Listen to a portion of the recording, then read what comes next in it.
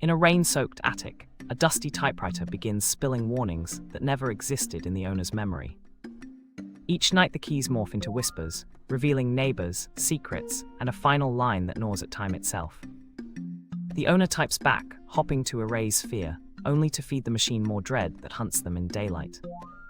When the last page bleeds ink and bone, the attic door seals shut and the outside world forgets their name. The story ends with a resonant click, and the reader realizes they are the next entry in the cursed archive.